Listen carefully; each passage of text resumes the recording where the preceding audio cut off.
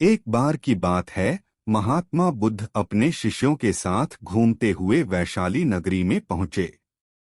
वैशाली को उस समय 16 महाजनपदों में एक महत्वपूर्ण जनपद माना जाता था, जिसकी ख्याति दूर दूर तक फैली हुई थी। यह नगरी परम वैभवशाली और हर तरफ से संपन्न थी। महात्मा बुद्ध के आने की बात पूरे नगर में फैलते देर न लगी। जिसे जब पता चलता वह तभी उनसे मिलने पहुंच जाता और उनके उपदेश सुनकर खुद को भाग्यशाली समझता।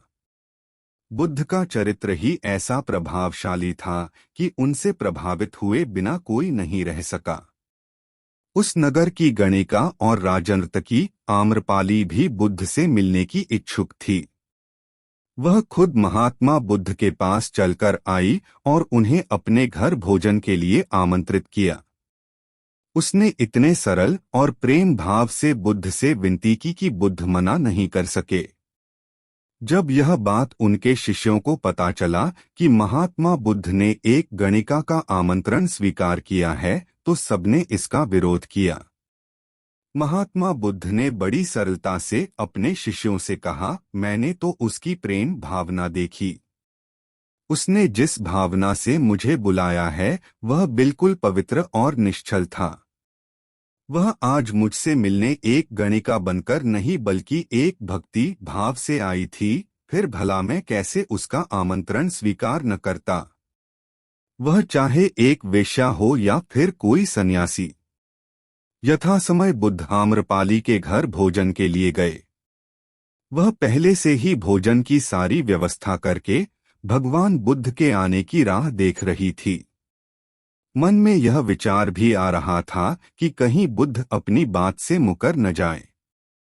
इतने बड़े सन्यासी भला क्यों एक वेश्या के बुलाने पर उसके घर आकर भोजन करेंगे।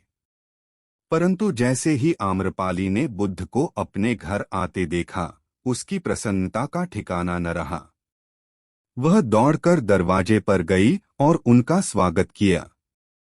खुद अपने हाथों से भोजन परोसा और उनकी आवभगत की। महात्मा बुद्ध के शिष्यों ने जो उनके साथ आए थे, जब एक वेश्या को, जिसके कदमों में खुद सम्राट बिंबिसार से लेकर अजातशत्रु थे, पूरी वैशाली जिसके एक झलक पाने के लिए तरसती थी, उसे एक सन्यासी के लिए ऐसा व्यवहार करते देख बुद्ध के शिष्यों के मन में अपने गुरु के लिए सम्मान और ज्यादा बढ़ गया।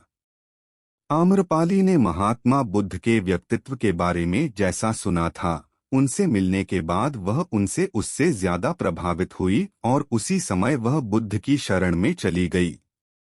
अपनी सारी संपत्ति वह बौद्ध मठ के नाम करके आजीवन भिक्षुणी बन गई।